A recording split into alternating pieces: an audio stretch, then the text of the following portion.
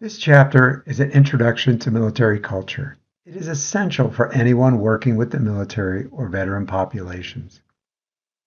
For everyone else, I want you to consider the military as a subculture. We're going to study it like an anthropologist would study any culture, to be honest.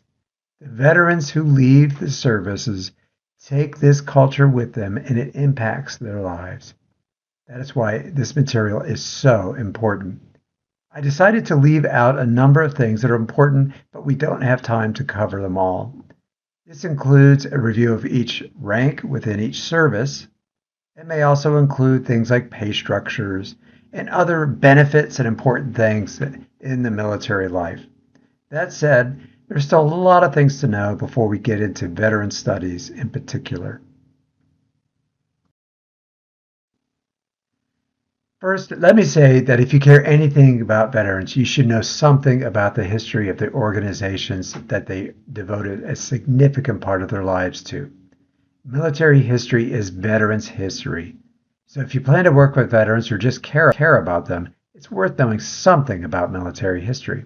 That said, and number two, this is not a military history class. We don't have time to go over 200 years of American military history. There are classes out there, and I hope you'll take some time to consider taking a class like that or reading some books on the topic. I will call your attention to a couple of important dates that I think you should know.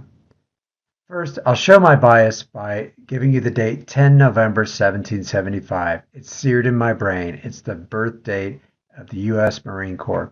Attentive students will know why this is a bias for me. The other branches have very similar dates because American history, American military history started with the break of America from England. So our history doesn't go nearly as far back as it does for England. I also want you to know the date 1973. That is when the all-volunteer force started in the U.S. It was huge. It had huge ramifications for military culture today and hence veterans culture.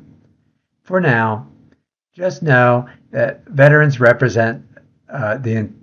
not represent the entire nation quite the same as they did prior to 1973. That's when we had conscription, and theoretically it was supposed to draw people from all walks of life in America. You should also know the year 1990.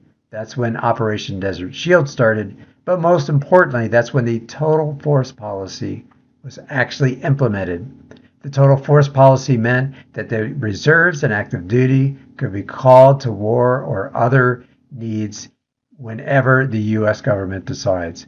Prior to that, that did not always happen.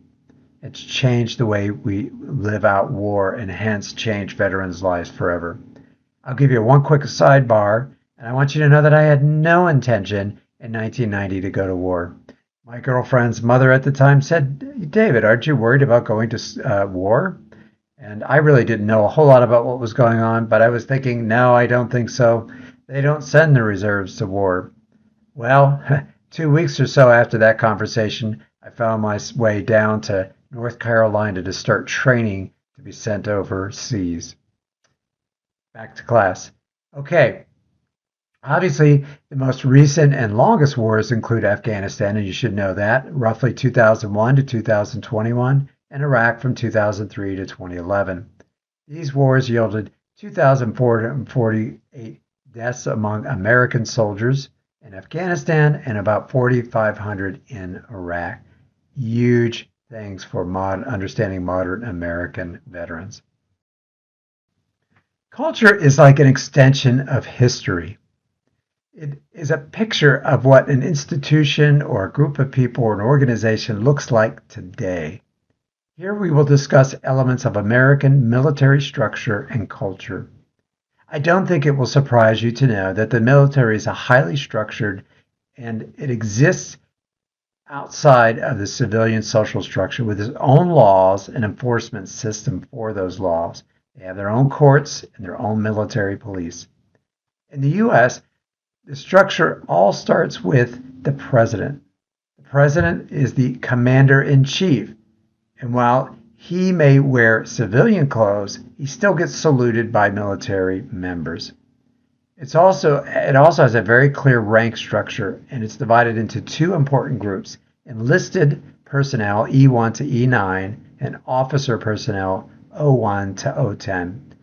These represent very different statuses and very different pay structures.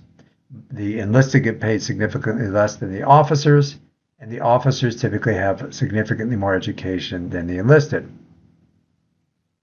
They're so different, they have rules about how these two groups are allowed to interact. Like any other culture, the military has its own symbols and language. They have slangs and acronyms, symbols that represent different branches and subgroups within those branches. They also have their own norms and values. Each branch has different, but they do have common themes about the important values that they hold. The common themes include, in almost all branches, honor, duty, and commitment. Almost always commitment to a group above and beyond the self. This is super important because in American culture, we're known for individualism, and the American military is a culture that is set against that individualism. Before we look at veterans, let's look at the distribution of the armed services before they became veterans. This is important because veterans take elements of these subcultures into their civilian lives.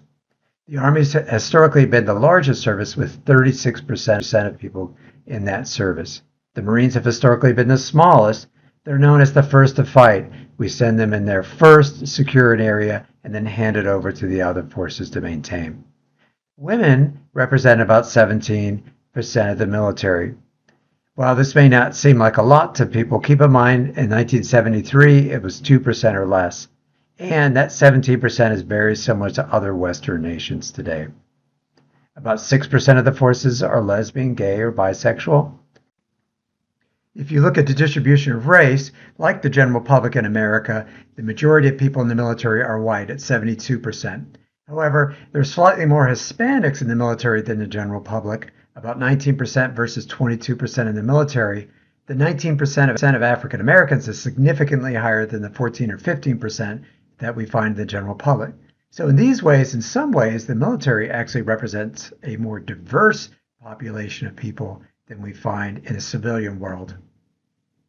And a total of 1,355,000 people are paid to be in service today. Of them, 15% or so are officers, 85% are enlisted. The officers typically have a 4-year college degree. Enlisted folks typically do not. They must almost always have a GED, or a actual high school degree, but they're not required to have a college degree. So what can we surmise from understanding something about veteran culture based on military culture? Well, clearly it's going to be dominated by the norms and values coming out of the Army because of the largest branch. It's going to be primarily male and masculine and somewhat more diverse, at least in the area of race, than the general public.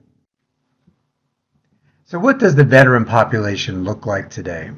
According to the U.S. Census Bureau, there were 16 million veterans in the United States in 2022, representing about 6% of the total civilian population 18 and over. You should also know that the percentage of people who are veterans has generally gone down in the last 30 or 40 years. Fewer people have served in the military, from 18% in 1980 to 8% in 2014 to 6% today. See in this graph that the number of World War II and Korean vets is under 1 million today, and we have a large number of Vietnam veterans still alive. The Gulf War era veterans, which includes Operation Desert Storm, Iraq, and Afghanistan, are also a large group. I also want to do a special call out to peacetime veterans who didn't serve during a conflict. It's a sizable group and something that should be remembered because we tend to focus on people who have gone to wars. This will come up throughout the semester. In summary, this chapter and my additional information gives you some of the things you need to know about the military before individuals become veterans in the first place. The assumption is that they bring military culture into veteran culture. So we need to know something about the military before we can study veterans.